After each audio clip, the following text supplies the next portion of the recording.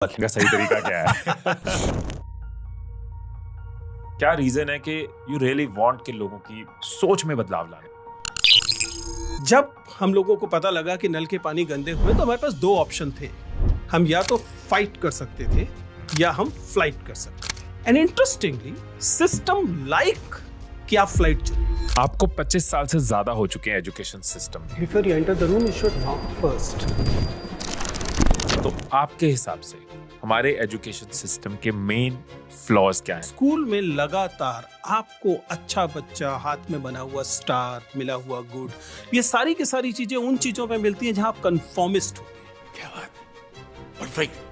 और जहां आप कंफॉर्मिस्ट नहीं होते, तुरंत आप पाएंगे आपको गंदा बच्चा मान लिया जाता है, कभी कभी तो आपको फेल कर दिया जाता है। आसान भाषा में भर जाइए। करियर चॉइस में क्यों क्लियर नहीं होता, जिस वजह से मेजॉरिटी लोग बाद में अपने करियर में खुश नहीं होते? हम ऐसे ऑफिस में काम करते जहां हमारी एक भी स्पेशल बात कोई नहीं देखता। हमारे यहाँ कुछ कैनोनाइज तरीके से 3 या 4 सपने दिए जाते हैं। इसका क्या मतलब है? इसका मतलब है कि 140 करोड़ लोगों का देश और 4 सपने। वो लोग लगातार कर कुछ रहे हैं, सपना किसी और चीज का ले रहे हैं। आपको अगली जनरेशन की कौन सी चीज सबसे ज्यादा चिंता देती है? वो तय नहीं कर रहे हैं कि वो क्या कंज्यूम करेंगे, क्या नहीं। एल्गोरिथम्स उनके लिए तय कर दे रही हैं कि उन्हें क्या कंज्यूम करना चाहिए, क्या नहीं करना वो चाहिए। डिस्ट्रैक्शन नहीं, दुनिया है हमारी। कैसे इंश्योर करें कि वो एजेंसी टू डिसाइड हमारे पास रहे, जबकि हम सब चीजों को छोड़ नहीं सकते? Usually I talk about 3 C's. इस पॉडकास्ट में हम बैठे हैं उनके साथ जो हजारों लोगों को इंटरव्यू कर चुके हैं और अब वो 1 मिनट में सामने वाले को पढ़ लेते हैं। You were trained as an engineer, you were in a technical organization. उनकी confidence, critical thinking, smart speaking, इन सब्जेक्ट्स पे सालों से कमांड है, एक्सपर्टीज है। उनके फीडबैक से लोग आईएएस जैसा एग्जाम क्लियर कर जाते हैं। हमारे आज के गेस्ट हैं मासी जीवी यानी कि विजेंद्र चौहान जी। हमने उनसे समझा कि कैसे कोई स्मार्ट एंड क्रिटिकल थिंकर बन सकता है, अपने कॉन्फिडेंस और कम्युनिकेशन को कैसे हम इंप्रेसिव बना सकते हैं। उन्होंने वो 3 C's बताए जिससे कोई भी शार्प डिसीजन मेकर बन सकता है। हमने जाना कि एक व्यक्ति जो करता है वो क्यों करता है, मतलब कि करियर चॉइस कैसे बनती है, रिलेशनशिप का डिसीजन कैसे लिया जाता है और कैसे कई सिस्टम्स हमारे फेवर में नहीं हमारे अगेंस्ट काम करते हैं। एक चीज मैं श्योरिटी के साथ कह सकता हूं, जितना डीप ये पॉडकास्ट किया और जितना हमने रूट्स को पकड़ा, इस पॉडकास्ट के बाद आप एक स्मार्ट स्पीकर, क्रिटिकल थिंकर और पावरफुल डिसीजन मेकर जरूर बनोगे। आपके हिसाब से व्हाट क्रिएट्स रियल कॉन्फिडेंस? क्योंकि ये एक ऐसा वर्ड है, जब मैं इंस्टाग्राम पे पूछता हूँ अपनी ऑडियंस को कि चैलेंजेस क्या है लाइफ के, तो 2 चीजें आती हैं सबसे ज्यादा। एक आती है ओवर थिंकिंग, दूसरा आता है कॉन्फिडेंस। ये बहुत कॉमन वर्ड्स आते हैं। ट्रू। देखिए, आत्मविश्वास एक ऐसा शब्द है जो जिसके साथ बहुत खेला गया है, बहुत ज्यादा खेला गया है। इसको यूज किया गया है, इसको अब्यूज किया गया है और इस वजह से हमारे यहाँ बहुत पहले अगेन एक कविता लिखी जिसमें वो प्रतीकों की जब बात करते हैं तो कहते हैं कि उपमान अब मैले हो गए हैं। मतलब वो कुछ कविता ऐसे शुरू होती है, इसमें कहते हैं कि मैं तुम ललाते सांझ के नभ की तारिका नहीं कहता, तो नहीं कि मेरा मन उथला या कि गहरा है। ये उपमान अब मैले हो गए हैं, देवता इन प्रतीकों के कर गए हैं कुछ। For the audience who could understand this kind of a Hindi, यहाँ कहा यह जा रहा है कि ऐसा नहीं है कि मैं तुम्हें एकदम चांद नहीं कहता हूं, तो इसका मतलब ये नहीं है कि मैं छिछला व्यक्ति हूँ, उथला व्यक्ति हूँ। सच्चाई ये है कि इस शब्द की का जो मीनिंग था वो इतना घिस गया है कि अब वो कुछ पिछले 1000 साल से हर प्रेमी अपनी प्रेमिका को चांद जैसी सुंदर कह रहा है। तो इसके कारण अब चांद कहने से सुंदरता का जो भाव आना चाहिए वो आता नहीं। The same has happened with the words like confidence और self confidence. It's been so used, so overused that it no more provoke any real emotion. क्योंकि बहुत आसान तरीका हो गया है कि जो तेज तरीके से बोल रहा है, लाउडली बोल रहा है, मान लिया गया कि वो आत्मविश्वास से भरा हुआ व्यक्ति है। जबकि सच्चाई ये है कि तेज वह व्यक्ति बोलता है जो डरा हुआ होता है, जिसमें आत्मविश्वास की कमी होती है, जिसको भय होता है कि उसकी बात में वजन नहीं है। इसलिए जब वह आसानी कम आवाज के साथ बात कहेगा तो वो सुनी जाएगी। इसलिए उसको उसके अंदर एम्पलीट्यूड और लाउडनेस बढ़ानी पड़ती है बजाय उसके अंदर कंटेंट बढ़ाने की। I mean this is one example, जिसका मतलब है कि द एक्सटर्नल बाहरी पक्ष जो हैं आत्मविश्वास को व्यक्त करने वाले, जो कि बहुत सारी तरीकों से दिखाई देते हैं, मुझे लगता है कि उन पर थोड़ा कम भरोसा करना चाहिए, क्योंकि बहुत बार वो ट्यूटर्ड होते हैं। हम लोग तो जब मॉक इंटरव्यूज लेते हैं तो सबसे बड़ी चिंता ये होती है ना कि कैंडिडेट साफ साफ दिखाई दे रहा है कि कोचिंग सेंटर्स ने उसको बताया है ऐसे बैठना है, ऐसे बोलना है, ऐसे करना है, और वो उसी को रिप्ले कर रहे हैं। तो इसको आत्मविश्वास का, जैसे फॉर एग्जांपल हम नॉर्मली ये कहते हैं कि आपकी हैंड मूवमेंट बहुत ज्यादा नहीं होनी चाहिए, क्योंकि हैंड मूवमेंट ये दिखाती है कि आपके अंदर कॉन्फिडेंस का। लेकिन कोई व्यक्ति जो ऐसे बैठा हुआ है, अब चूंकि उसने 10 मॉक इंटरव्यूज दिए हैं और 8 में उसे बताया गया कि हाथ को ऐसे रखना है, उसने इसने हाथ ऐसे रखा हुआ है, इस चक्कर में उसका चेहरा और स्टिफ हो रखा है। आप समझ पा रहे हैं? इसका मतलब हाथ का न चलना कॉन्फिडेंस मतलब कॉन्फिडेंस होने का परिचायक नहीं रह गया, बिकॉज इट इज ट्यूटर्ड। और नेचुरल होता तो शायद होता। सो इन माई ओपिनियन आत्मविश्वास का मतलब सिर्फ इतना है, मेरे हिसाब से आत्मविश्वास का कसौटी ये है कि वह व्यक्ति जिसमें अपनी गलतियों को स्वीकार करने का साहस दिखाई दे, आप समझे, और जिसमें अपने आप पर पुनर्विचार की क्षमता दिखाई दे। मेरे हिसाब से वह व्यक्ति कॉन्फिडेंट है। आपने एक सवाल पूछा, और ऐसा बहुत बार होता है, कैंडिडेट ने कहा कि सर मुझे इसका ये वाला हिस्सा तो पता है, the other thing I don't know, I should have been knowing, लेकिन नहीं पता। I believe this is a person who is confident rather than a person who is bluffing। नहीं पता और उसके बावजूद एकदम बड़ करके इधर की बता रहा है, उधर की बता रहा है, जो पूछा जा रहा है वो नहीं बता रहा है। Same applies to the life as also. आपके पास जिंदगी के तमाम चीजों के समाधान नहीं होंगे। ऐसा व्यक्ति जो कहता है मेरे पास आपके लिए तमाम सॉल्यूशंस हैं, या मेरे पास अपनी जिंदगी के तमाम सॉल्यूशंस हैं, this is not a sign of a confident person. This is a sign of a person who is bluffing. This is a sign of a person who is not confident. This is a sign of a person who is very, very cunning or trying to be cunning. In fact, वो चलता नहीं है, पता लग जाता है सामने। So मेरे हिसाब से अपने आप पर पुनर्विचार की क्षमता, अपने व्यक्तित्व का खुद मूल्यांकन करने की क्षमता, गलतियों को स्वीकार करने की क्षमता, और अन्य व्यक्ति जैसा महसूस करने की संवेदना की क्षमता, ये वो चीजें हैं जो एक अच्छे आत्मविश्वास से भरे हुए व्यक्ति की पहचान है। मैं इस तरीके से देखता हूँ। आपका कंटेंट जब भी मैं कंज्यूम करता हूँ, एक चीज नजर आती है, और वो नजर आता है कि आपके अंदर का वो इंटेंशन है, अंदर का डिजायर है। आप लोगों की थिंकिंग को, चेंज वर्ड नहीं बोलूंगा, शायद इवॉल्व करना चाहते हैं। आप लोगों की थिंकिंग पे काम करना चाहते हैं। क्या ट्रिगर है उसके पीछे? क्या रीजन है कि यू रियली वांट के लोगों की सोच में बदलाव लाना है? There's several actually, लेकिन जो सबसे प्राइमरी चीज है वो ये है कि पता नहीं आप उसे उतना रिलेट कर पाएंगे या नहीं। आप एक रिलेटिवली, हालांकि आपने भी क्राइसिस सहे जिंदगी में, लेकिन आप रिलेटिवली स्टेबल फैमिली बैकग्राउंड और स्थितियों से आते हैं। मैं दिल्ली की बस्ती भजनपुरा में पैदा हुआ, और वह बस्ती लंबे समय तक अवैध बस्ती, या शब्दों में जैसे भी आप कहना चाहें, तो इन जगहों पर पैदा होकर धीरे धीरे आगे बढ़ते हुए आई रियलाइज कि पब्लिक फंडेड एजुकेशन, यानी कि मेरे मोहल्ले का म्यूनिसिपल स्कूल, बाद में सराय रोहिल्ला का सरकारी school, and then Delhi University जो कि पब्लिक फंडेड यूनिवर्सिटी है, इन इंस्टीट्यूशन से गुजरने की वजह से मैं उस सोच समझ तक और उस मुकाम तक पहुंचा जिस मुकाम के बाद हिमेश या दूसरे लोग ये मानते हैं कि नहीं, ये एक नोटेबल मुकाम है।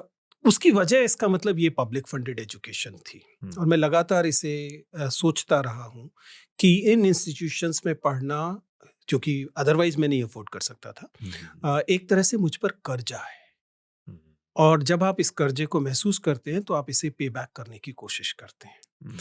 और मैं जब भी यूथ को देखता हूँ, उनसे मिलता हूँ, उनकी रास्तों को देखता हूँ, या उनको भटकाए जाने की कोशिशों को देखता हूँ, तो मुझे लगातार ये चिंता होती है, और इसलिए मुझे लगता है कि मेरा पे बैक करने का तरीका यही होगा कि उनकी सोच में अगर थोड़ा सा बदलाव लाया जा सकता है। हालांकि एग्जैक्टली वही नहीं है हिमेश जैसे कि आप करते हैं, आप बहुत इंपॉर्टेंट काम कर रहे हैं, नो डाउट, लेकिन मुझे समहाउ ये लगता है कि ये मामला केवल इंडिविजुअल नहीं है। व्यक्ति के सपने, व्यक्ति की चाह, व्यक्ति का आगे जाना, ऑल दिस इज इम्पोर्टेंट। हम किसी को ऐसा नहीं कह रहे कि व्यक्ति को ऊंचे सपने नहीं लेने चाहिए, लेकिन at the same time we need to understand, मेरे तो बाकायदा पेपर्स हैं इस पर जो ये बताते हैं कि हम लोगों के सपने, हम लोगों की एस्पिरेशन केवल इंडिविजुअल नहीं होती, it is framed bye a certain ecosystem, और पता नहीं कि लोग उस इकोसिस्टम की बात कम करते हैं, जो इकोसिस्टम आप में एक पर्टिकुलर तरीके के सपने बोता है या दूसरे तरीके के सपनों को दबा देता है। As a teacher, as a public funded university teacher, I believe this is my responsibility कि मैं लोगों को इस इकोसिस्टम को लेकर भी अवेयर करूं। लेकिन ये मतलब अगर एक कोई इंडिविजुअल है, वो अपने गोल्स सोच रहा है, उसके माइंड में नहीं आते, आपने एक सिचुएशंस देखी, सर्कमस्टांसेस देखे जो आपका ट्रिगर बने, अगर किसी के जहन में नहीं आ रहे लेकिन वो अपनी जिंदगी के लिए अपने लिए अच्छा काम कर रहा है, तो क्या उसको डेवलप करना चाहिए? क्या उसको जो उसका इंट्रिंसिक नहीं है, नेचुरल नहीं है, उसको डेवलप करना चाहिए कि नहीं मुझे सोशली भी सोचना है? हाँ, this is a good question actually. मेरा मानना ये है, और will talk about it may be in the course of next few minutes, लेकिन मेरा मानना ये है कि ये कहना कि उनके दिमाग में नहीं आते हैं, नेचुरली नहीं आते हैं, सोशल कंसर्न्स या कलेक्टिव तरीके से सोचना या social determination of their dreams, of their aspiration and all, ये मुझे लगता है कि पूरा सच नहीं है। There are forces, there are ways by which that collective part is somehow उसे दबा दिया जाता है। जैसे कि जैसे बहुत सारी चीजें आएंगी, मसलन मैं एक बेसिक सी चीज की बात, चलिए वहीं से शुरू करें। आप जब भी किसी सिचुएशन को काउंटर करते हैं, नई बात नहीं है, बहुत लोगों ने हजारों बार कही है कि आपके पास दो ही ऑप्शन होते हैं, या उससे टकराते हैं या आप उससे बचने का रास्ता खोज लेते हैं। कुछ इस तरीके से समझिए कि एक इंसिडेंट से शायद समझ में आएगा। मेरी बिटिया विदेश में पढ़ती है, पिछले दिनों हम उसके साथ थे, और किसी भी स्वार्थी माँ बाप की तरह मेरी इच्छा थी कि वो वापस इंडिया आए सब बच्चों के साथ। तो मैंने उससे कहा नाम लेकर कि तुम इंडिया क्यों नहीं आ जाती, आ जाओ, हम लोग तो सब कुछ ठीक कर ही रहे हैं, देख लेंगे। उसने टैप खोला, उसमें गिलास का पानी भरा, उससे सिप लेते हुए कहा कि जिस दिन आपके शहर और देश में मैं टैप खोलकर पीने का पानी भरकर पी सकूंगी, आप बता देना कि जिस दिन आपके यहाँ हो जाएगा मैं आ जाऊंगी। I started evaluating this thing कि ऐसा कब होगा। आपको भी पता है, मुझे भी पता है, ऐसा कभी नहीं होगा। आप फरीदाबाद में, गुड़गांव में, दिल्ली में कभी ऐसी सिचुएशन नहीं आने वाली है कि आप अपने टैप को खोलेंगे पानी। Then I asked myself कि ऐसा क्यों नहीं होगा, ऐसा क्यों है कि मेलबर्न में ऐसा हो जाएगा, नीदरलैंड में ऐसा हो जाएगा और दिल्ली में ऐसा नहीं होगा। रीजन इज कि हम लोगों ने इसका जो तरीका निकाला वो ये कि हमारे पास आरओ होंगे।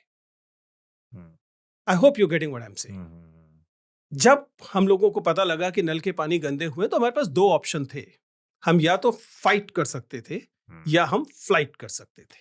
अगर हम फाइट करते, हम अपनी सरकारों को मजबूर करते, हम अपने इकोसिस्टम को मजबूर करते कि सबके टैप में साफ पानी आएगा। आप समझ पा रहे? हमने एक आसान तरीका चुना। आसान तरीका क्या था कि हम अफोर्ड कर सकते थे, इसलिए हमने एक फोन किया और 4 घंटे के अंदर हमारे घर में एक आरओ लग गया। अब पूरे शहर को गंदा पानी मिल रहा है, ये मेरी समस्या नहीं रह गई। I chose flight rather than fight. It happened in public education. हम लोगों को पता लगा कि स्कूल में अच्छी शिक्षा नहीं मिल रही है, हम प्राइवेट स्कूल में चले गए। It happened with health. हम लोगों को पता लगा कि सरकारी अस्पतालों में अच्छा इलाज नहीं मिल रहा है, हम लोगों ने कहा कि हम जो इंश्योरेंस ले लेते हैं और प्राइवेट हॉस्पिटल्स में चले जाते हैं। It happened with every aspect of our life कि हम लोगों ने फ्लाइट को चुना रादर देन फाइट।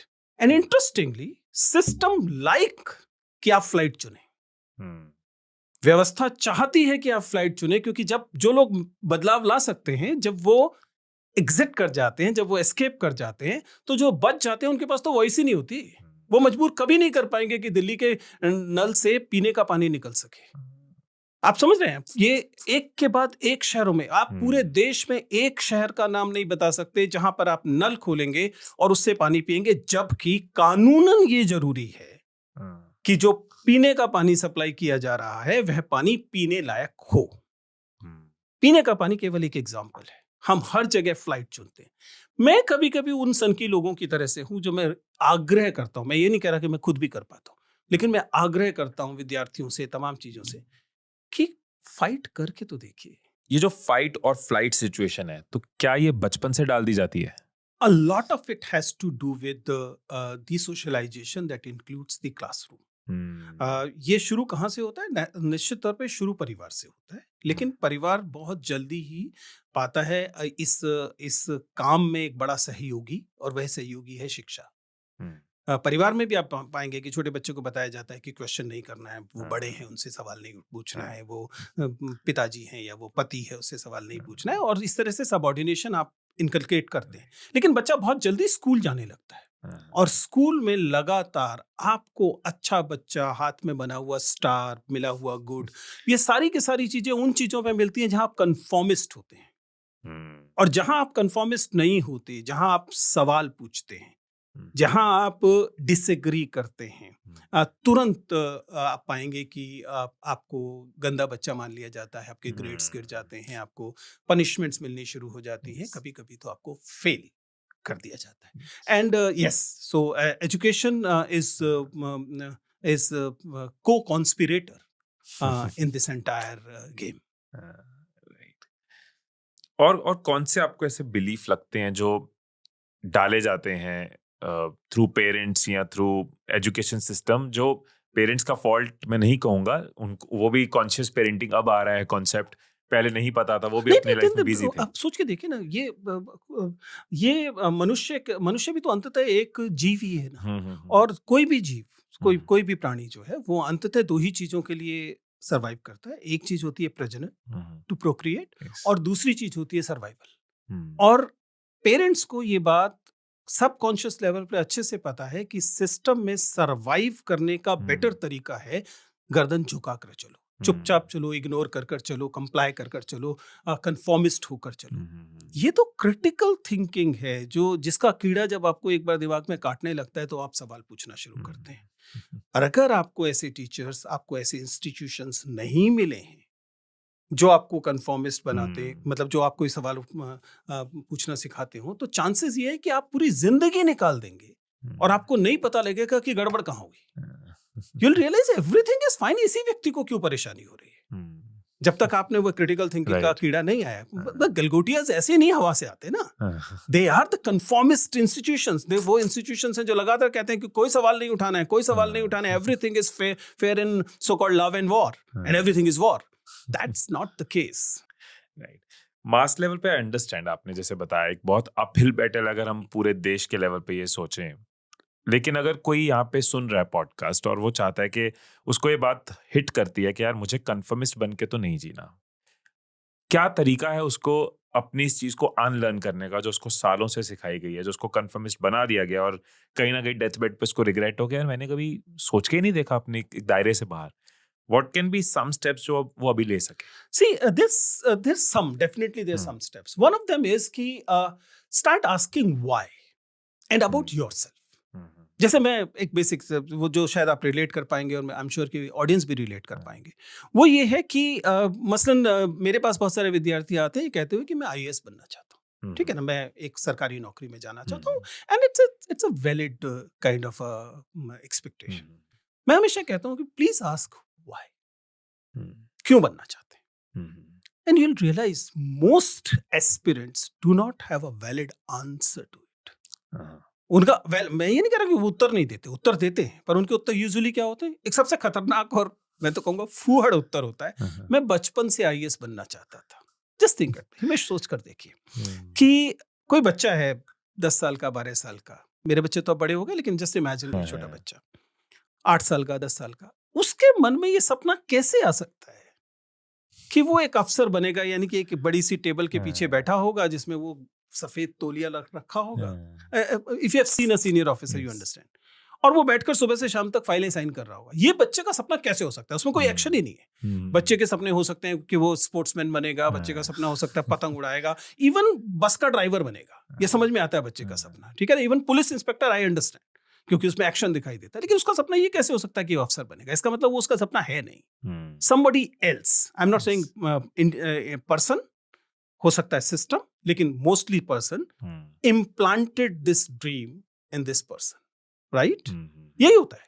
वो भौकाल की वजह से होता है, पिताजी नहीं बन पाए इसलिए हो सकता है, पिताजी के किसी दोस्त का बेटा बन गया और इनका नहीं बना इसलिए हो सकता है, रिश्तेदारी में रौब आ जाएगा इसलिए हो सकता है, या फिर यहाँ पर फिर से वो सिस्टमिक चीज आती है, देश में अधिकांश लोग अच्छा एक एक अफसर क्यों बनना चाहते हैं, इसकी वजह आपको बड़ी हैरान करें। ये बिल्कुल वही जो आरओ वाली बात है। हाँ, हाँ।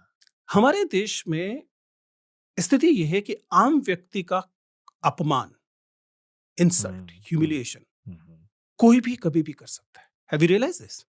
अगर आप कभी टियर 2 टियर 3 सिटी में गए हैं तो आप जानते हैं कि चलते हुए कोई भी आपकी बेइज्जती कर सकता है। पुलिस का कांस्टेबल, गांव का पटवारी, कोई कोई दबंग, कोई मोटरसाइकिल पे चल रहा है, पैदल चल रहे हैं, सिर्फ इतने से आपको ह्यूमिलिएट किया जा सकता है। इन दिस कंट्री ज्यादातर लोग लगातार ह्यूमिलिएट होने के डर में जी रहे होते हैं, सांस ले रहे होते हैं। And anybody getting into government service, if possible SDM, DM, SP, inspector, ensure कि न केवल वो बच्चा जो जिसके पास वर्दी आ गई, जिसके पास पद आ गया, उसकी बेइज्जती साधारणतः कोई नहीं कर पाएगा, बल्कि उस के परिवार की कोई बेइज्जती नहीं कर पाएगा। आप समझ पा रहे हैं क्या हो रहा है? एक सोसाइटी में जिसमें कि डिग्निटी, सेल्फ रिस्पेक्ट, बराबरी सबको वैसे ही मिलनी चाहिए थी जैसे विदेश में नल खोलने से पानी मिलता है और वो पानी पीने लायक होता है। That was right of any citizen in this country. लेकिन we robbed them of this dignity. अब the only way to achieve this dignity for the family, for the entire रिश्तेदारी एंड टू एंटायर गली मोहल्ला is you get into IAS, you get into good service. You're not getting there for your individual career actually.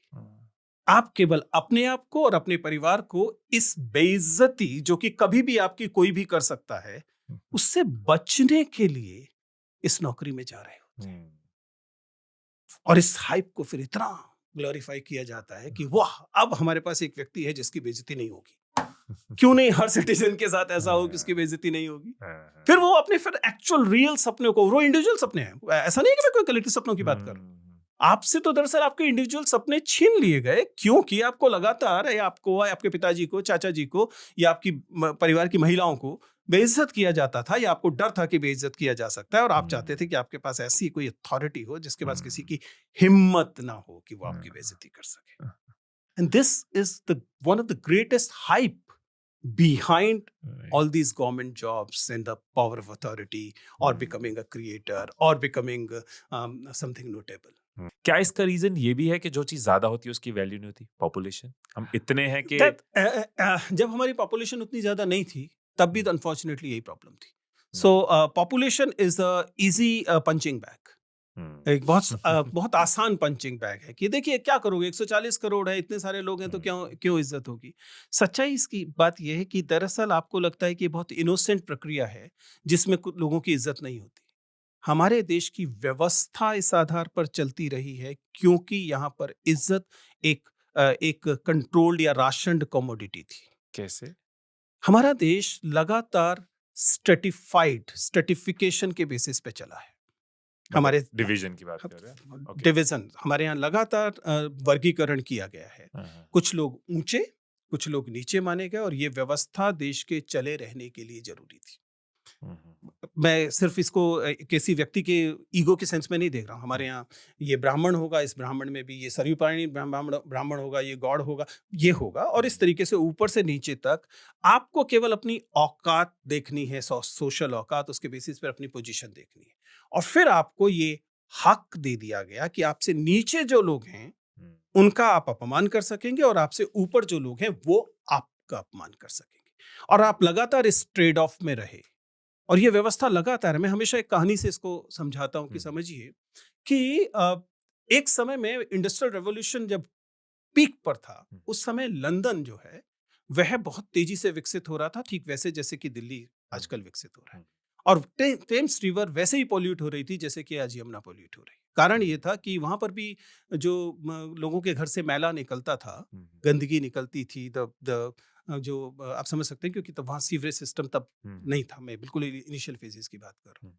वहां पर भी लोगों के घर में एक व्यक्ति आता था रात को, टॉयलेट्स इस तरीके से बने हुए थे कि वो बाहर से ही आता था, और वहां से आपकी गंदगी जो थी उसे उठाता था, मैनुअल स्कैवेंजिंग होती थी, और उसे मैला ढोने के, और उसके बाद अंततः it ended up in the Thames. जो काम की बात है उसे समझिएगा कि ये काम, लोगों के घर में जाना और उनकी गंदगी को उठाना, लंदन का सबसे महंगी मजदूरी का काम था. You can understand why.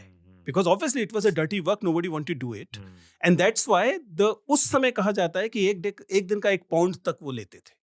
It was so prohibitively costly कि पूरे के पूरे लंदन ने अपनी सरकार पर, अपनी लोकल गवर्नमेंट पर प्रेशर बनाया कि we cannot afford it. इसलिए find a scientific solution to it. And hence the sewerage system of London, जिसका कि जो टेम्स रिवर्स में ना जाके गिरे, ये डिवाइस किया गया वहां. हमारे देश में भी सेम प्रॉब्लम थी, लेकिन हमारे देश ने क्या सॉल्यूशन निकाला? हमारे देश ने एक जाति बना के रखी हुई है. उसका काम है कि वो ये करेगा ही करेगा, चाहे वो चाहे ना चाहे, और फेयर मजदूरी नहीं मांगेगा उसके लिए. लंदन में इस बार सेम काम हो रहा था. लंदन में उसके लिए फेयर मजदूरी मिल रही थी, इसलिए उन्होंने टेक्नोलॉजिकल डेवलपमेंट ऐसा किया कि ये काम किसी को ना करना पड़े. हमारे देश को ये जरूरत ही नहीं थी. हमारे देश ने एक पूरी पूरी जाति बना रखी थी, जिसे चाहे या ना चाहे उसे ये काम करना ही पड़ेगा. आप समझ पा रहे हैं? इसीलिए सारे इनोवेशन आपको यूरोप और इंडस्ट्रियल रेवोल्यूशन में दिखा कि ये कपड़े धोने के साथ होगा, ये चमड़े का काम करने के साथ होगा. वे सारे काम जिन्हें हम गंदा काम कहते थे, इसलिए हमने कुछ पूरी जातियां बना के रखा था कि तुम ही ये काम करो और तुम्हें ये करना ही पड़ेगा. आपको काम भी करना पड़ेगा और इज्जत भी नहीं मिलेगी और मजदूरी भी नहीं मिलेगी. That was our system. So this idea that rather than fighting the system, finding innovations and solving it, we actually stratified the society. और इसमें हमने तय कर लिया कि इज्जत सबको पैदा होते ही मनुष्य होने के नाते नहीं मिलेगी. हम तय करेंगे कि किसे मिलेगी, किसे नहीं मिलेगी. और इसलिए हर व्यक्ति लगातार अपमान के भय में जिएगा कि कोई व्यक्ति जो उससे ऊपर है इस स्ट्रेटिफिकेशन में, जस्ट जाति की बात नहीं हो रही, तमाम चीजों की, इस स्ट्रेटिफिकेशन में जो इससे ऊपर है वो आपकी बेइज्जती कर सकता है. और आपको भी आनंद मिलेगा अपने से नीचे इस स्ट्रेटिफिकेशन में लोगों की बेइज्जती करने, उनको गरिमा ना देने, उनको डिग्निटी ना देने को लेकर. And this is how the system has evolved. Unless we work against this system, तो महिलाओं को भी बेइज्जती होती रहेगी, गरीबों की भी बेइज्जती होती रहेगी, आम आदमी की भी बेइज्जती होगी. इनफैक्ट आप सड़क पर निकल जाएं और कोई आपको पहचान अगर नहीं रहा, पहचान लिया तो ठीक है, आपको मिली जाएगी इज्जत. लेकिन अगर आपको पहचान नहीं लिया तो आप भी लगातार इस बहस से गुजर रहे होंगे कि कहीं यार कोई बेइज्जती ना करते. And this is how the system is working. Right. I mean, my analysis of the system is working. There can be several other ways of doing it. इस रिफ्लेक्शन से कभी नहीं सोचा कि जो आपने थेम्स की एग्जांपल दी और उसका यहाँ का जो वर्जन है, मतलब एक रूट कॉज के हम इनोवेशन में पीछे क्यों हैं? That's why, because we actually divided labor in such a way कि कुछ लोगों को ये काम दिया गया और करना ही करना है. फॉर एग्जाम्पल सोच के देखें ना, मैं तो क्लासरूम में इस बात को बताता हूँ. इस देश की महिलाएं आगे नहीं पढ़ पाई लंबे अरसे तक. उसकी एक साधारण सी वजह यह कि हम मर्दों को गरम गोल बिना खमीर की रोटी खानी थी. आप समझ पा रहे हैं? हमारे देश के बहुत बड़े, नॉर्थ इंडिया का बहुत बड़ा सेक्शन ऐसा है जिसमें, जिस परिवार में ये वर्च्यू माना जाएगा कि परिवार के मर्दों को गर्म फूली हुए फुलके मिले कि नहीं मिले. नहीं मिले तो कहा जाता क्या फायदा कमाने का. पूरी दुनिया में खमीर की रोटी खाई जाती है. खमीर की रोटी मतलब रेज्ड ब्रेड, जिसका मतलब है कि वो ब्रेड आप 1 हफ्ते तक खा सकते हैं. आप बाजार से लाके खाते हैं. लेकिन आपके यहाँ हमेशा रसोई में एक स्त्री होनी जरूरी होगी जो आपके तीनों टाइम के खाने में आपको गर्म गोल फुलके आपके सामने रखे और आपके सामने ना आए. आपको बासी रोटी अगर मिल जाए, जिसे हम बासी कहते हैं, दुनिया में कोई उसे बासी नहीं कहता, तो कहते हैं कितनी बेचारी की जिंदगी होगी. कैन यू रियलाइज, आज तो सही आपके पास हाउस हेल्प आ गई, दूसरे तरीके आ गए, लेकिन कैन यू रियलाइज कि इसकी कॉस्ट ह्यूमैनिटी की आधी यानी महिलाओं ने कितने लंबे अरसे तक चुकाई है. और क्या उनको बदले में मिला कि हाँ, ये अपने पति को या बेटे को गरम गरम रोटी देती है. उसकी कीमत है कि उसको लगातार रसोई में पूरे दिन रहना पड़ेगा. And that's been the case. Our social systems, our social structures are responsible for the kind of aspirations we have, for the kind of life we live, for the kind of dignity we get. ये एक बड़ी चीज मैं observe करता हूं, मैं आपका उस पे थॉट चाहूंगा कि करियर चॉइस में क्यों क्लियर नहीं होता, जिस वजह से मेजॉरिटी लोग बाद में अपने करियर में खुश नहीं होते. Thank you for asking it. There are several reasons, लेकिन एक जो सबसे बड़ा वजह इस समय देश में है इसकी, वो ये है कि हमारे यहाँ डाइवर्सिटी ऑफ ड्रीम्स, सपनों की जो विविधता है उसका भयानक अभाव है. हमारे यहाँ कुछ कैनोनाइज तरीके से 3 या 4 सपने दिए जाते हैं. बच्चा पैदा होता है, जब वो 8वीं 9वीं तक भी पहुंचता, हालांकि उससे पहले ही 5वीं 6वीं से हो जाता है कि जेई और नीट की तैयारी शुरू हो जाएगी, लेकिन 8वीं 9वीं तक आते आते वो जेई नीट के पूरे चंगुल में होता है। इसका मतलब या तो इंजीनियर बन जाओ या डॉक्टर बन जाओ। जब इंजीनियर और डॉक्टर बन जाओगे तो उसके बाद आप सिविल सर्विसेज में चले जाओ, आईएएस बन जाओ या विदेश चले जाओ वगैरह। There are handful of dreams जिसे सारा देश फॉलो करने की कोशिश कर रहा है। और ये केवल करियर नहीं है, जैसे मैंने कहा कि केवल करियर चॉइस की वजह से ऐसा नहीं हो रहा है। सच्चाई ये है कि इसको मैं जैसा मैंने कहा कि सोशल रेपुटेशन का सवाल, सामाजिक रुतबे का सवाल, जिसमें अपमान से बचने का सवाल और ऑब्वियसली करियर का सवाल, ये सारी चीजें जुड़ती हैं और लगता है कि ये सॉर्टेड है कि अगर आपने इस कैनन को पकड़ लिया तो। इसका क्या मतलब है? इसका मतलब है कि 140 करोड़ लोगों का देश और 4 सपने। तो आप समझ सकते हैं कि स्थिति क्या होगी। इससे 2 गड़बड़ हो रही है। पहली बात तो इन सपनों में ओवर क्राउडिंग हो गई। अब आप वहां इसलिए नहीं जा रहे क्योंकि आप डॉक्टर बनना चाहते थे, आप इसलिए जा रहे थे कि 4 ही तो विकल्प थे। आपका करियर चुनना मल्टीपल चॉइस क्वेश्चन नहीं हो सकता। It has to be a description question. आपका सपना होना चाहिए जिसके उत्तर से कोई पूछे कि आपका सपना क्या है तो उसके उत्तर में आपको 150 शब्द का पैराग्राफ लिखना चाहिए, बजाय मल्टीपल चॉइस क्वेश्चन में डॉक्टर बनूंगा को टिक करने की। That is not happening. That is not happening. So we as a society have failed to nurture the diversity of dreams. Why? फिर से अगेन जाइए उस स्ट्रेटिफिकेशन में। हम लोगों ने कितने खूबसूरत करियर्स को सोसाइटी में पहले ही डाउनग्रेड कर दिया, लुक डाउन कर दिया। जैसे कि चमड़े का काम करना, जैसे मतलब I am just giving, plumbing करना, जैसे कि और हाथ से काम करने वाला कोई भी काम करना। गांधी जी इस बात के लिए बहुत लंबे अरसे तक कहते रहे कि हाथ के हुनर जो है वो आपकी एजुकेशन का हिस्सा होना चाहिए, उसमें शर्मिंदगी नहीं आनी चाहिए। लेकिन हमने उन सारे कामों को लुक डाउन किया, इसलिए कोई सपना नहीं लेता कि मैं प्लम्बर बनूंगा, कोई सपना नहीं लेता कि मैं हाथ का काम करने वाला कोई, मतलब एक अच्छा चमड़े का काम करने वाले व्यक्ति कितना खूबसूरत जूता बनाएगा। अगर आप इंग्लैंड में जाएंगे तो आपको शू मेकर जो है वो एक न केवल रिस्पेक्टेबल काम मिलेगा, एक डिग्निटी के साथ करियर मिलेगा। ठीक है ना? और ये बहुत सारे देशों में होगा, आपके देश में संभव नहीं। किसी की चाह भी हो। मुझे याद है बचपन में मुझे जूते का काम देख के वो जो सिलने का काम है वो मुझे आजकल रील्स की भाषा में जैसे सेटिस्फाइंग कहते हैं वो लगता था। धागा निकलता था, जाता था, तो मुझे कहीं से मिल गया सुआ सा, तो मैं ऐसे खाली खाली करता था। And I used to be reprimanded for it कि क्या काम कर रहा है, शर्म नहीं आ रही? तू इतना मेधावी, इतना इंटेलिजेंट स्टूडेंट है, क्या करने की कोशिश कर रहा है? You realise this? हमने बहुत सारे सपनों को, जो अच्छे सपने हो सकते थे, डिग्निफाइड सपने हो सकते थे, उनको हमने लुक डाउन कर दिया। ऐसे में जो सपने बच गए वो ओवरक्राउडेड हो गए और उनमें ऐसे लोग आ गए जिनका ईमानदारी से वो सपना नहीं है। You ended up having bad engineers. मैं इंजीनियरिंग इंस्टीट्यूट, आप भी जाते हैं इंजीनियरिंग इंस्टीट्यूशन में, जब हम जाते हैं कभी खड़े होकर किसी से पूछ लीजिए कितने लोग मैकेनिकल इंजीनियर बनना चाहते थे। They are in mechanical branch, almost none of them wanted to become mechanical engineer. कितनी अजीब बात है ना? आप आईआईटी में, आप एनआईटी में, लेकिन जिस इंजीनियरिंग ब्रांच में आप हैं उसके प्रति आप में कोई लगाव नहीं है। आपने ऐसा डाइवर्सिटी ऑफ ड्रीम्स को किल किया है कि सबको केवल इंजीनियर ही नहीं बनना चाहते, वो आईआईटी का इंजीनियर बनना चाहते हैं, उसमें भी हो सके तो सीएस का इंजीनियर बनना चाहते हैं। सीएस के इंजीनियर इस देश में आईआईटी में रहने वाले कितने बन सकते हैं? आप कितनी आईआईटी खोल लीजिए, उसके बावजूद सीएस ब्रांच में लिमिटेड लोग ही रहेंगे ना। इसका मतलब क्या है? This stratification of dreams further, इसने आपके सपनों को, आप इस देश के सपनों को दरअसल इतना कैननाइज कर दिया, इतना लिमिटेड कर दिया कि इस देश में अधिकांश लोग आप उस काम से खुश नहीं हैं जो काम वो कर रहे हैं। एक पॉपुलेशन का बड़ा हिस्सा अगर ऐसे काम में लगा है जिसमें वो आनंद नहीं लेता, आप और मैं क्रिएटर हैं। आज अगर हमें इस काम में आनंद आना बंद हो जाए, क्या हम इस काम के साथ न्याय कर पाएंगे? नहीं कर पाएंगे। वो लोग लगातार कर कुछ रहे हैं, सपना किसी और चीज कर ले रहे हैं। It's like mental infidelity. You are in relationship with somebody else and you're married to somebody else. Nicely This is so unfair to both of them. हम सोशल लेवल पे बात कर रहे हैं, बट शायद एक बहुत बड़ा चेंज पेरेंटल लेवल पे आना चाहिए कि पेरेंट्स शायद अपनी अधूरी इच्छाएं ही बच्चों पे थोप रहे हैं या अपनी एस्पिरेशंस को उन पे, जैसे आपने कहा एक 7 साल 8 साल का बच्चा क्यों एक एस्पिरेशन बना रहा है जिसकी उसको नॉलेज भी नहीं है।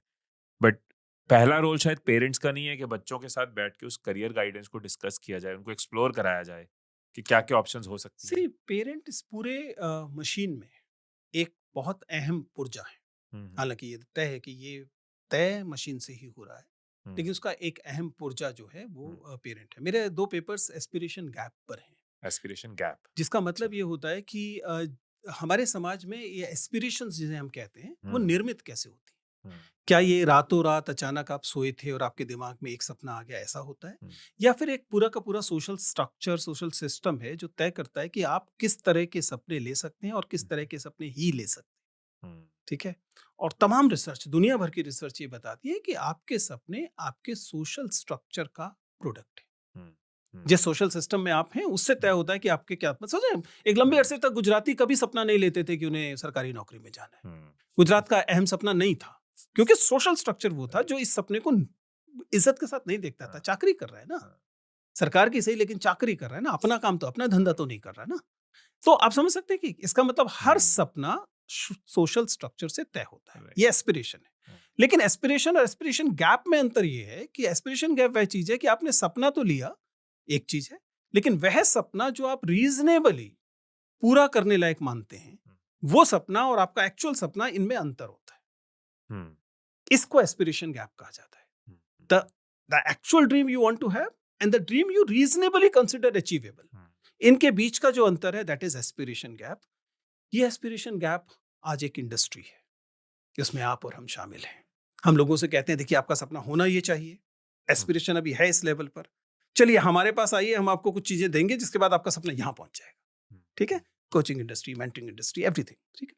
So this aspiration gap is also has become a product or a commodity that's being sold, that is being bought, and that's why whole industry around it is flourishing. जो चाहती है कि लोग एक ही तरह के सपने लेते रहें, उसके लिए वो हमारे पास आए, उस सपने को पूरा करने के लिए कोटा आए, राजेंद्र नगर आए और तमाम जगहों पर आए। हम उन सपनों को पूरा करने की दवाई उन्हें बेचेंगे, ठीक है? और मजेदार बात है, उसके बाद भी वो सपने उतने ही लोगों के पूरे होंगे जितनों के पहले हो रहे थे। इस साल 958 लोग सेलेक्ट हुए सिविल सर्विसेज में, कल रिजल्ट आया है 958। क्या इतनी बड़ी इंडस्ट्री होने से वो 958 से 959 भी हो सकता है? नहीं, यानी कि 958 ही लोग ऐसे होंगे देश में जिनका सपना इस साल में पूरा हुआ है। और ये आउट ऑफ कितने होते हैं? वो 10 लाख के करीब लोग जो हैं वो फॉर्म भरते हैं। तो आप सोचिए 10 लाख में से 958 का सपना पूरा होगा और ये नंबर उतना ही रहने वाला है। आप जब इतनी सारी कोचिंग, मेंटरिंग, ये सब देंगे, उससे ज्यादा क्या होगा कि कोई person A will replace a person B, that's it. 958 में उसका नाम आ जाएगा, किसी का हट जाएगा, होगा तो पूरा 958 का ही केवल। अब इसको मैक्रो पिक्चर में देखिए, क्या बाकी 10 लाख में से जो 958 छोड़ दिए, उसके बाद बचे हुए जो लगभग 10 लाख बच गए, ये जो 10 लाख हैं, इनके पास अपने सपनों का कोई हक नहीं था क्या? या उनके सपने कमतर सपने थे क्या? क्या उनके सपनों के एफर्ट्स कमतर सपने थे? नहीं थे। मैं तो बैठा हूँ, रोज लगातार इंटरव्यू लेता हूँ, जानता हूँ कि जिन लोगों का सिलेक्शन नहीं हुआ, उन लोगों का ये क्वालिटी, उन लोगों का एफर्ट, उन लोगों की लगन, उन लोगों की स्ट्रेटेजी, किसी में कोई कमी नहीं थी, बहुत सारे लोगों। उसके बावजूद नहीं हुआ। There can be several reasons, because you can not change mathematics, you can not change statistics ना। आंकड़े तो नहीं बदल दोगे ना। 10 लाख में से होगा 958 का ही, मतलब इस साल 958 हुआ, कल को हो सकता है वो 858 रह जाए, अगली बार 1000 हो जाए, but figure will be around that.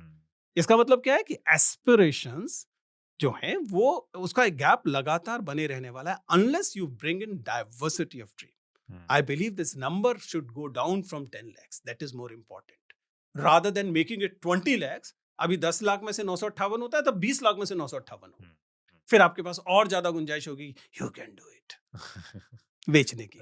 आपको 25 साल से ज्यादा हो चुके हैं एजुकेशन सिस्टम में, तो आपके हिसाब से हमारे एजुकेशन सिस्टम के मेन फ्लॉज क्या हैं, मेन प्रॉब्लम्स क्या हैं?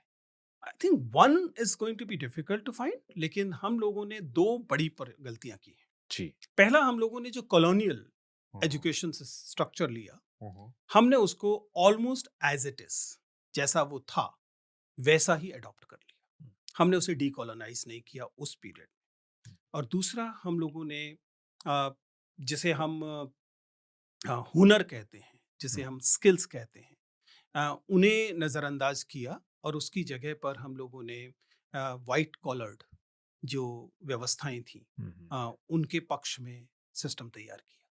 ये यानी कि जो हमारे पास कास्ट हायरार्की से आ रहा था कि सोचने वाला व्यक्ति ऊपर है, हाथ से काम करने वाला नीचे, हमने उसे भी अडॉप्ट कर लिया। और हाकिम ऊपर है और प्रजा नीचे है, जो कॉलोनियल सिस्टम था, इसे भी अडॉप्ट कर लिया और इन दोनों की शादी कर दी, इन दोनों को मिला दिया, और उससे जो सिस्टम तैयार किया वो एजुकेशन सिस्टम था।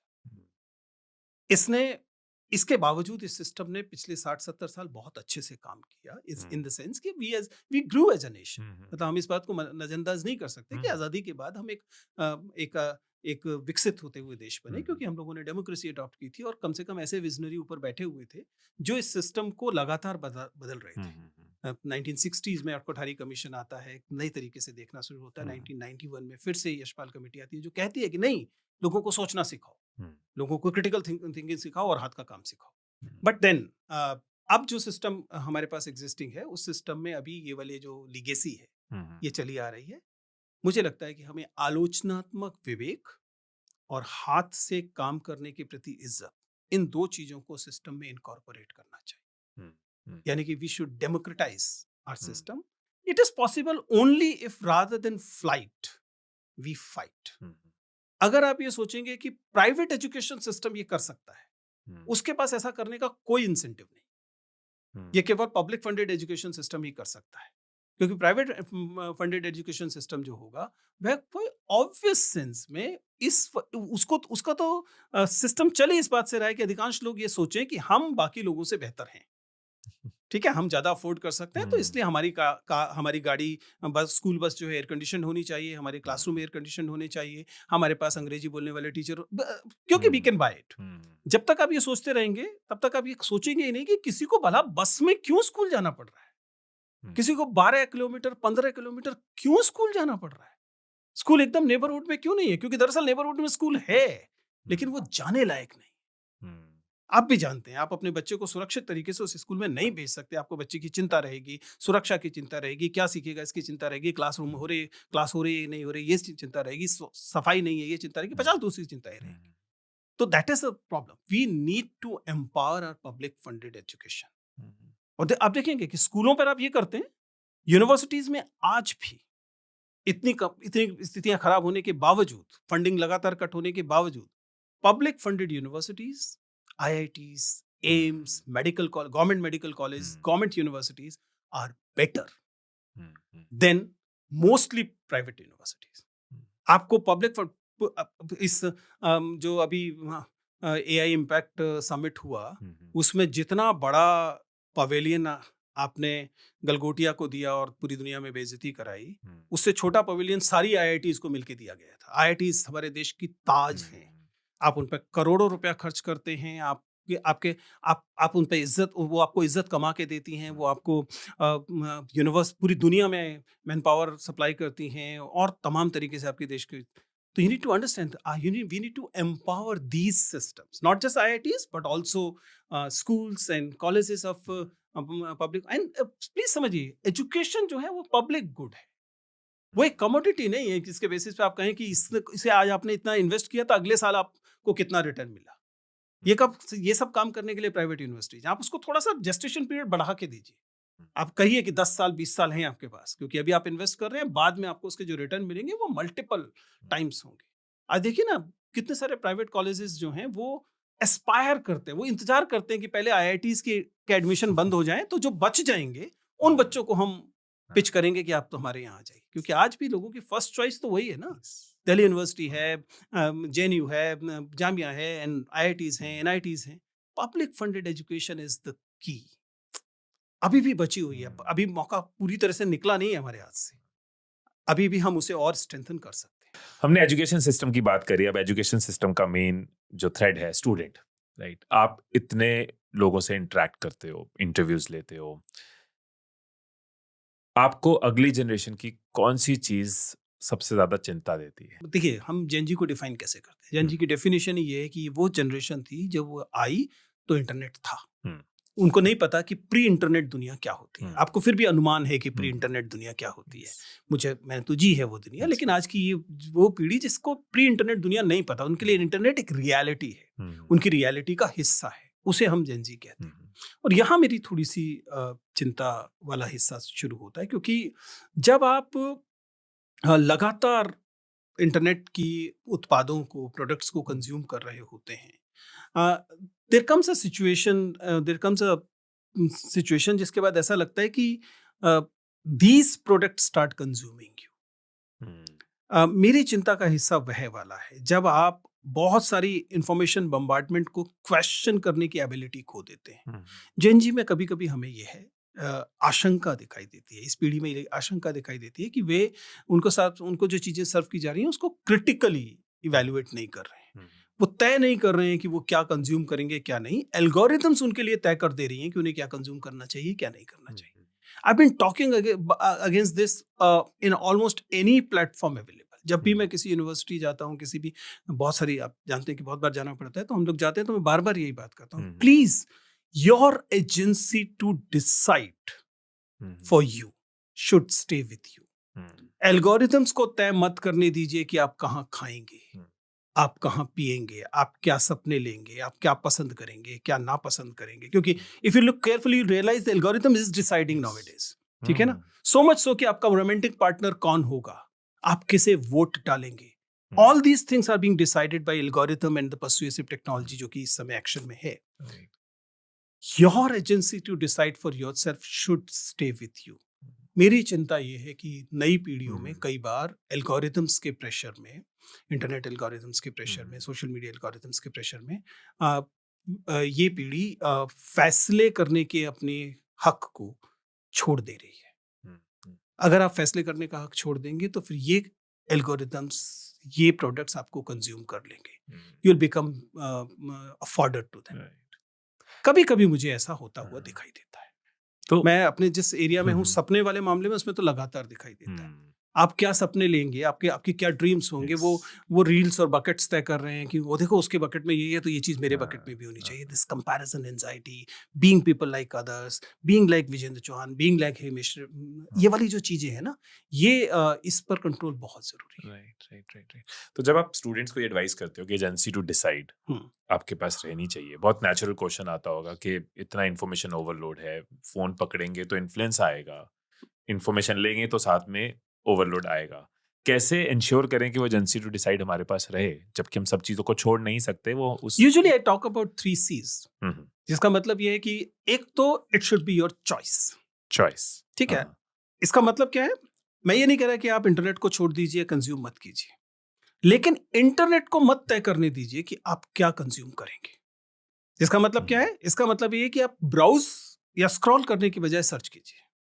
आप कीजिए ना, जो भी आपको वही, मुझे पसंद नहीं है लेकिन आपको टैटू आर्टिस्ट पसंद है, आपको टैटू आर्टिस्ट सर्च कीजिए कि मुझे टैटू आर्टिस्ट देखना है। फिर आप एक टैटू आर्टिस्ट देखिए, फिर दूसरा टैटू आर्टिस्ट सर्च कीजिए। मतलब it's agency should lie with you, it should be your choice whether you'll be seeing it, watching it, consuming it or not. So that is one C which is very, very important. Right. The other C generally I talk about is that the critical thinking. जिसका मतलब ये है कि आप जो है जितनी चीजों को स्वीकार कर रहे हैं उतनी चीजों को आपके पास नकारने की गुंजाइश भी होनी चाहिए। आप उसको सर्च करें ना, आप कहें कि ये नहीं मैं देख रहा हूँ, ये मैं नहीं देखूंगा, ये मैं नहीं कंज्यूम करूंगा, मैं इस चीज में नहीं जाऊंगा। And third, I generally talk about avoiding comparison. देखिए, आपकी जिंदगी आपकी है और वो यूनिक है। उस जिंदगी की तुलना किसी भी अन्य की जिंदगी के साथ नहीं हो सकती है। आपकी जिंदगी आपके प्रिविलेजेस से बनी और आपके डेप्रिवेशन से बनी। किसी अन्य व्यक्ति के प्रिविलेजेस और डेप्रिवेशंस अलग हैं तो वो बिल्कुल अलग होगी। अपने बैकग्राउंड को, आप जिस जगह बैठे हैं उसके पीछे की तरफ देखें कि मेरी दीवार पे ये चीज दिखाई देती है, जब हिमेश का पॉडकास्ट देखते हैं कि उनकी दीवार पे ये दिखाई देता है, उसे कंपेयर मत कीजिए। डोंट डू दैट, ठीक है। ना तो लाइफ को कंपेयर कीजिए, ना बैकग्राउंड को कंपेयर कीजिए, both in physical sense but I am saying more in metaphorical sense, ठीक है ना। आप उसको कंपेयर मत कीजिए, इस कंपैरिजन से निकलिए। अगर आप इन केवल 3 C's को, मतलब आई एम जस्ट जेनजी की समझ में आए इसलिए मैं उसको सूत्रों में कह रहा हूं, बल्कि मैं तो चाहूंगा कि आप इस पर खूब विचार करें, अपने खुद सिद्धांत निकालें। लेकिन please keep your, it is so crucial for Vijendra Chauhan कि मेरी जो आने वाली पीढ़ी है वो तय कर रही है अपनी जिंदगी को, उनके लिए कोई और नहीं तय कर रहा है। क्योंकि प्रॉब्लम है, please realise it, these algorithms are beyond our controls. These are beyond the control of this society. These are beyond the control of this government. Somebody else is deciding these algorithms. अगर somebody else gonna decide कि आपको क्या पसंद आना चाहिए, क्या नहीं पसंद आना चाहिए, तो वो एक दिन ये भी डिसाइड कर सकता है कि आपको देश भी पसंद आना चाहिए कि नहीं आना चाहिए, आपको परिवार भी पसंद आना चाहिए कि नहीं आना चाहिए, आपको और तमाम चीजें पसंद आनी चाहिए कि नहीं आनी चाहिए। They can make you hate your own nation. They can make you hate yourself. And algorithms have become that powerful nowadays.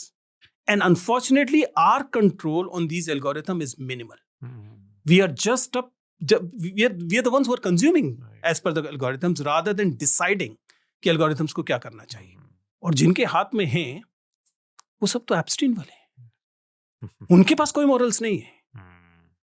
वो नहीं तय, वो आपके हित के लिए तय नहीं करेंगे. जिनके कंट्रोल में एल्गोरिथम्स हैं, they are Epstein peoples. They won't decide the better. They'll decide what is useful to them. Right. And hence your agency to decide your life, everything. मतलब आज तो लोग अपने रोमांटिक पार्टनर्स भी एल्गोरिथम से तय कर रहे हैं ना. एल्गोरिथम्स के सामने फेंक रही है कि तुम्हारे लिए ये ज्यादा बेहतर होगा. And they end up accepting it. और and everything else. That includes whom you will vote. ये हमने एक चिंता डिस्कस करी जेनजी की. जेनजी को लेके क्या सबसे ज्यादा आपको एक्साइट करता है when we talk about future of India, और इस जनरेशन को देख के कौन सी चीज आपको बहुत एक्साइटिंग लगती है? There's several things. अगर आप ध्यान से देखें तो जिस फाइट एंड फ्लाइट के बारे में मैंने बात की थी, आप पाएंगे कि आप जेनजी पर 50 आरोप लगा दें, लेकिन आप उस पर यह आरोप नहीं लगा सकते कि वो फाइट करता नहीं. And that's the biggest positive for me. मेरी जनरेशन के लोगों को मोबिलाइज करना पड़ता था बहुत ताकत लगा के कि भैया कुछ अन्याय हो रहा है, वहां पर जाओ लड़ो. आजकल की जनरेशन अगर आप देखेंगे तो पेट राइट्स से लेके एनवायरमेंटल राइट्स तक, they are on the edge of it. They realise that it is there. ऐसा नहीं कि वो नहीं है. और देश, country after country, you see that Gen Z revolutions happening. इसका मतलब that is the biggest hope I have. I know that it can be unguided missile. I understand that it will need a leadership. I understand that you cannot just keep quiet कि भाई वो हो रहे हैं तो उसका मतलब वो हमेशा पॉजिटिव ही निकलेगा. But then energy is there, and this energy is something, and this is a generation which is not easily satisfied, which is again a positive. Hunger है इसके पास, भूख है. ये वाली भूख है कि ये भी हासिल कर सकता हूँ, वो भी हासिल कर सकता हूँ. And also जो हमारे समय की कई स्टेल वैल्यूज थी, उसके लिए इनके मन में बहुत इज्जत नहीं है. जैसे हमारे समय में बहुत इंपॉर्टेंट वैल्यू थी स्टेबिलिटी, एक सिंगल लाइफ लॉन्ग करियर. आज की जनरेशन में थैंकफुली ये उनकी कैद नहीं है. It's not that they don't like careers, they like careers, लेकिन इसका मतलब ये नहीं है कि वो करियर को अपनी जेल बना लेते हैं. They are willing to experiment, they are willing to change careers, they are willing to move from A to B. That is one thing which is really good. Also बाकी लोग इस बात को नफरत से कहते हैं, बुरी तरीके से कहते हैं. मैं इसको बहुत प्यार से, मोहब्बत से कहता हूँ कि वो जो परिवार और दूसरे स्ट्रक्चर्स थे जो हमारे यहाँ बहुत बांधने वाले स्ट्रक्चर्स हैं, इनका कम असर जेनजी पर होता है लेकिन कम होता है. मतलब वो उस तरीके से बंधे नहीं पड़े हैं कि परिवार ही सब कुछ तय करेगा कि उनकी जिंदगी क्या है. वो कहते हैं कि आपने किया, we are grateful to that. Sometime वो ग्रेटफुल भी नहीं होते, लेकिन we have our own life. So which is again a positive. I mean, to me it is positive. I understand मेरी पीढ़ी के तमाम लोग इस बात की शिकायत करते हैं, लेकिन ये इसका मतलब जब आपको चीजें कम बांधती हैं तब आपकी उड़ान की गुंजाइश थोड़ी ज्यादा होती है. I think I agree, positive ज्यादा है. ऑफ कोर्स थोड़ा नेगेटिव जुड़ जाता है. अगर मैं ये एग्जांपल लूं कि पहले जमाने में फीमेल्स, अगर अपने पेरेंट्स के जनरेशन की एग्जांपल लूं, तो फीमेल्स ऑप्रेस होते रहते थे, पर ये सवाल नहीं आता था कि इस बंदे को छोड़ना है. हर तरह का जुल्म सह लेंगे पर इस बंदे के साथ रहेंगे. अब वो स्टैंड लेते हैं कि ऐसे कैसे भाई, I am also human, I am also equal. Negative सिर्फ ये है कि कई बार वो चीज ये हो जाती है कि जो पेशेंस दोनों की तरफ से चाहिए, ऑपरेशन में तो ऑफ कोर्स कोई पेशेंस नहीं चाहिए, वन शुड स्टैंड. बट जब झगड़ा होता है और वहां पे पेशेंस की जगह अपना अपना स्टैंड लो, बिकॉज डाइवोर्स अब टैबू नहीं है, तो ठीक है. होने दो. वो देन फ्लक्स में जब फ्लूइड सिचुएशन होती है तब ऐसे फेजेस आते हैं, एंड देन उसके बाद फिर से चीजें इंप्रूव होती है, एक नया इक्विलिब्रियम आता है. इस पॉडकास्ट से आपकी टॉप लर्निंग क्या रही, नीचे कमेंट्स में जरूर बताना. और किन गेस्ट को आप हमारे पॉडकास्ट पे देखना चाहते हो वो भी जरूर बताना. मैं पिछले कई सालों से एक ही मिशन में हूँ कि आपकी लाइफ को और बेटर बना सके, आपको फॉरवर्ड मूव करने में हम हेल्प कर सके. उसी related videos, reels, training programmes और पॉडकास्ट हम करते रहेंगे. और अगर आप अपने थॉट्स को रियलिटी में बदलना चाहते हो, अपनी कंफ्यूजन्स को क्लैरिटी में बदलना चाहते हो, अपनी प्रोक्रास्टिनेशन को एक्शन में बदलना चाहते हो और अपने फियर को कॉन्फिडेंस में बदलना चाहते हो, तो आप मेरी बुक द मैनिफेस्टेशन ब्लूप्रिंट पढ़ सकते हो. ये आपको ऑनलाइन भी मिल जाएगी, Amazon पे भी मिल जाएगी और बुक स्टोर्स में भी मिल जाएगी. फिर मिलेंगे अगली वीडियो में. तब तक खुश रहिए, खुशियां बांटते रहिए.